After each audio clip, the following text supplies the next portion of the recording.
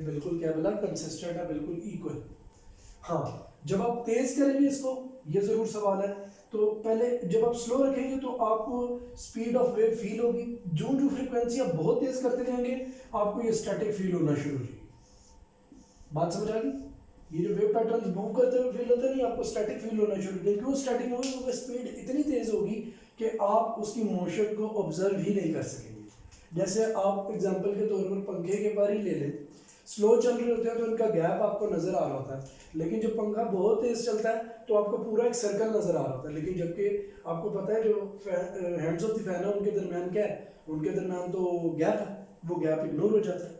वो क्यों इग्नोर हो जाता है? क्योंकि स्पीड तेज हो चुकी है। सेम इसी केस में इधर होगा क्या, जब फ्रिक्वेंसी ऑफ वेव वाइब्रेशन बहुत ज़्यादा तेज होगी तो तब आपको जो मोशन ऑफ वेव है वो बिल्कुल स्टैटिक फील होना शुरू हो जाएगा, क्योंकि आप उस स्पीड को आपकी आंख ऑब्जर्व ही नहीं कर सकेगी, उस स्पीड ऑफ वेव को आपकी आंख ऑब्जर्व नहीं कर सकेगी।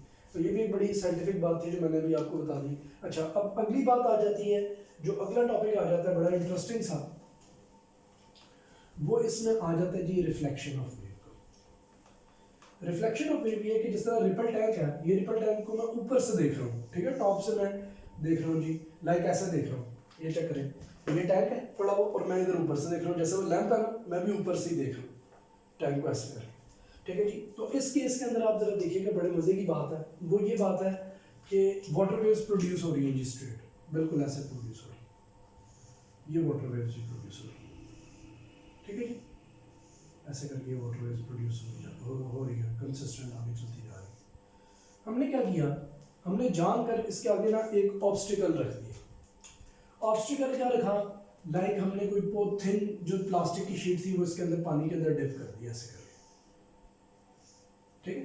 यानी आप समझे कि जैसे इसका क्योंकि कम सा पानी की किस मैंने आपको बताया ना, क्वांटिटी बहुत कम सी डाली जाती है, जैसे ये गत्ता है तो इसी तरह की एक प्लास्टिक शीट मैंने उसके अंदर डाल दी, ठीक है जी। मैंने क्या ऑब्जर्व किया, मैंने देखा जी यार प्लास्टिक शीट के ऊपर क्या हुआ कि जब वेव ने आके, जैसे आपकी बाइंडिंग शीट होती है उससे थोड़ी सी ज़्यादा थिकनेस की शीट आपने इसके ऊपर रख दी, आपने क्या देखा कि जो ही वाटर वेव्स आके इसके साथ टकराई हैं तो वो टकराई हैं और फिर वो सीधी वापस उसी तरह चलेगी, ऐसे जा रही है, टकरा रही है, वापस आ रही है, जा रही है, टकरा रही है, वापस आ रही है, ठीक है। तो यहाँ पर तो अब ऐसे रिफ्लेक्शन तो हो रही है लेकिन उसको आप ऑब्जर्व नहीं कर सकेंगे। ऑब्जर्व करने के लिए रिफ्लेक्शन को हम क्या करेंगे, बड़े मज़े की बात ये है कि मैं इस बेसिकली शीट को क्या करूँगा, थोड़ा सा क्रॉस में रख दूँगा, ऐसे कर लाइक इस तरह करके शीट आती है, ठीक है। सपोज मैं अज्यूम करता हूँ कि शीट इसके अंदर पूरी हो जाएगी, ठीक है। अब इस केस में क्योंकि अब शीट का एक एंगल बन रहा है, एंगल कैसे ऑब्जर्व होगा, हमेशा याद रखिएगा 90 डिग्री एंगल आप बनाएंगे, जैसे इस लाइन के ऊपर देखें 90 डिग्री ये बन रहा है, ये एंगल कितना, दैट इज 90 डिग्री नॉर्मल, ये सिर्फ शीट का एंगल है जो ब्लू से मैं ड्रॉ कर रहा हूँ, और जो वाटर वेव्स आ रही है उनका क्या एंगल है, उनका ये एंगल है, ऐसे आ रही है, ये सर्टेन एंगल क्रिएट कर रही है, ठीक है।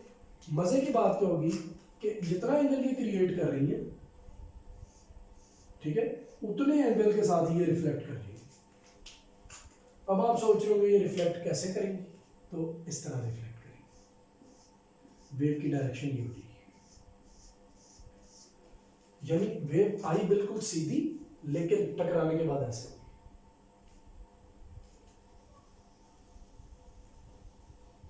सेम एंगल के ऊपर ही जा इस तरह रही थी, जब दूसरे मीडियम के साथ टकराई तो पहले मीडियम में वापस आते हुए उसने अपना एंगल बदल दिया, और वो एंगल कितना हो गया, जितना एंगल ऑफ इंसिडेंस था टू द नॉर्मल उतना ही एंगल ऑफ रिफ्लेक्शन, ठीक है। इस टॉपिक को आप क्या कहते हैं, आप कहते हैं this is reflection of wave,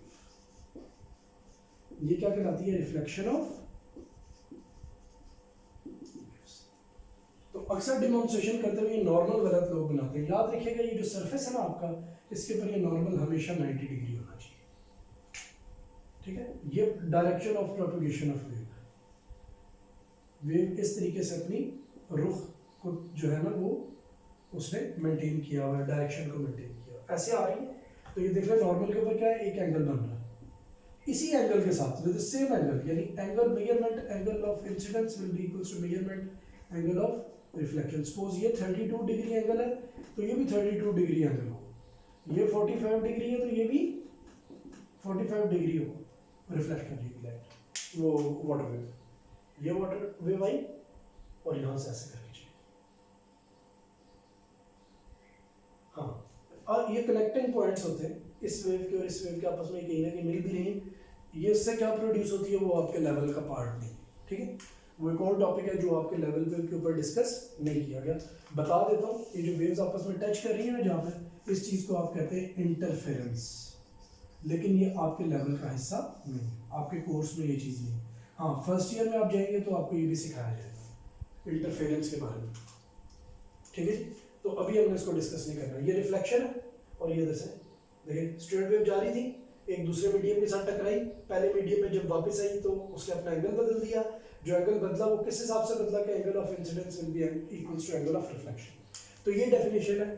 water waves when moves from one medium to another medium they reflect back to the first medium with the same angle of incidence, ठीक है, having the same angle of incidence or having the angle of incidence will be equals to angle of reflection, ठीक है जी। by maintaining the angle of incidence will be equals to angle of reflection, so this is phenomena which is known as reflection of waves, ठीक है जी।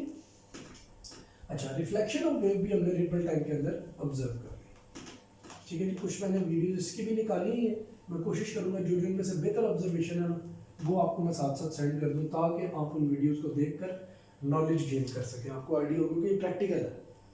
Ripple tag है ना, ripple tag सामने होना चाहिए, बंदा ऑब्जर्व करे, ट्राई करेंगे कोई इसका सिलसिला बनाए। अच्छा बहरहाल, अब इसके बाद आपको एक और चीज़ बता देता हूँ, स्पीड ऑफ वेव को ज़रा समझना ज़रूरी है रिफ्रैक्शन को समझने से पहले। कौन सा टॉपिक को समझने से पहले? रिफ्रैक्शन।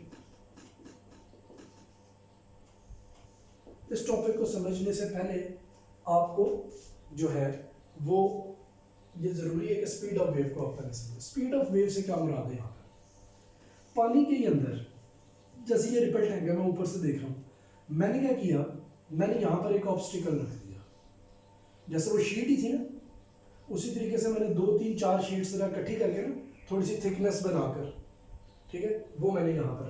अब क्या होगा, देखिए जो वाइब्रेटर यहाँ पे प्रोड्यूस कर रहा होगा, ये वाइब्रेटर मैंने लगाया, मोटर लगाई हुई, यहाँ से स्ट्रेट वेव्स प्रोड्यूस कर रही है। वाइब्रेटर क्या प्रोड्यूस कर रहा है?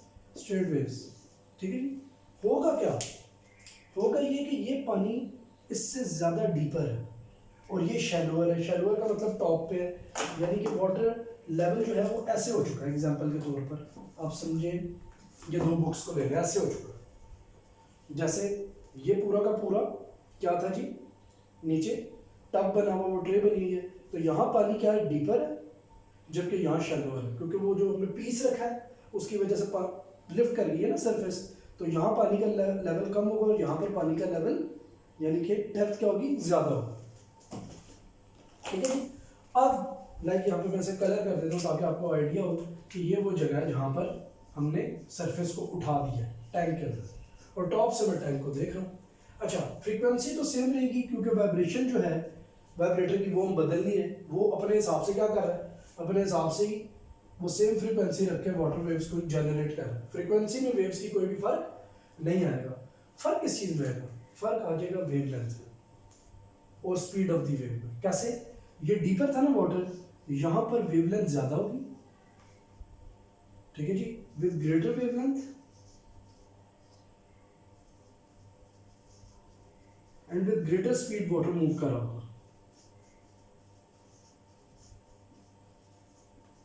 जब कि पानी जब शैलो पार्ट पे आएगा तो क्या करेगा, बड़े मजे का काम ये करेगा कि पानी की वेव्स की जो विड्थ है वो क्या हो जाएगी, वो कम हो जाएगी। अब ये टॉपिक बहुत ज्यादा जरूरी है रिफ्रैक्शन को समझने से पहले। यानी वाटर वेव्स क्या होंगे, उनका डिस्टेंस क्या हो गया, स्लीक हो गया, जुड़ गया, यानी कि उनकी वेवलेंथ जो है वो छोटी होगी। अब यहाँ पर हम लिखेंगे, ये पूरा पूरा बना लेंगे इसको ऐसे करके, ठीक है। तो हम क्या ऑब्जर्व करेंगे, हम यहाँ पर लिखेंगे, यहाँ पर क्या हुआ, वेवलेंथ क्या हो गई है, वेवलेंथ हो गई है शॉर्टर और प्लस स्पीड भी हो गई है कम। ये बात मैं किस चीज को मद्देनजर रख के कह रहा हूँ, देखें फॉर्मूला होता है v is equals to F lambda. अगर एफ कांस्टेंट है तो वी किसके डायरेक्टली प्रोपोर्शनल होगा, लैम्डा के। जितना बड़ा लैम्डा उतनी बड़ी स्पीड, क्योंकि फ्रीक्वेंसी तो सेम है, वाइब्रेशन तो सेम प्रोड्यूस, ये तो नहीं कि वो तेज से वाइब्रेट फिर ऐसा ऐसा कर रहा है, ऐसा तो नहीं, वाइब्रेशन बराबर चल रही है, उस ऑसिलेटर से जो वाइब्रेशन है वो बराबर चल रही है। सो एक स्पीड की जो है ना वेव प्रोड्यूस हो रही है। सो एक स्पीड की जब वेव प्रोड्यूस हो रही होगी, यानी एक फ्रीक्वेंसी की वेव प्रोड्यूस हो रही है, सेम फ्रीक्वेंसी से जब वेव प्रोड्यूस हो रही होगी तो स्पीड डिपेंड करेगी किसके ऊपर, वेवलेंथ के ऊपर। यानी जितनी बड़ी वेवलेंथ होगी उतनी स्पीड ज़्यादा होगी, जितनी कम वेवलेंथ होगी उतनी स्पीड क्या हो जाएगी, स्लो हो जाएगी। तो यहाँ पे आगे स्पीड भी स्लो हो जाएगी, वेवलेंथ भी शॉर्ट हो जाएगी। ये कौन सा पार्ट है, ये शैलोअर पार्ट है जो अपलिफ्ट हुआ। इसके बरक्स उल्टा हिसाब, ये भी देख लें, बड़ा मजे का। सपोज ये जो वाइब्रेशन लगी है इसके पास, जैसे यहाँ पे ये वाइब्रेटर है, एग्जांपल के तौर पर मैं लिख भी देता हूँ, वाइब्रेटर है जी, ये वाइब्रेटिंग पैडल है हमारा, ठीक है जी। यहाँ से जो वेव्स प्रोड्यूस हुई, सपोज हमने स्टार्ट वाले पार्ट को जरा शैलोअर कर लिया और आगे डीपर है। अब क्या होगा, अब होगा ये कि अगर नेट से वेवलेंथ इतनी प्रोड्यूस हो रही है शैलोअर पार्ट, जब वो जूं ही क्या करेगी, अपना बदलेगी, किधर से, शैलोअर पार्ट में से डीपर में जाएगी, क्या करेगी, अपनी वेवलेंथ को इंक्रीज कर लेगी। वहां डिक्रीज कर रही थी, यहाँ इंक्रीज कर लेगी, और क्या होगी, यहाँ स्पीड क्या थी, स्लोअर थी, और यहाँ पे स्पीड आगे क्या हो जाएगी, उसके कंपैरिजन में फास्टर हो जाएगी, ठीक है। और वेवलेंथ भी क्या कर जाएगी, इंक्रीज कर जाएगी, इसके कंपैरिजन में ज्यादा हो जाएगी, ठीक है। तो ये दोनों फिनोमेनास मैंने आपको बता दिए। ये चीज refraction of light, refraction of water waves के ऊपर डिपेंड करती है।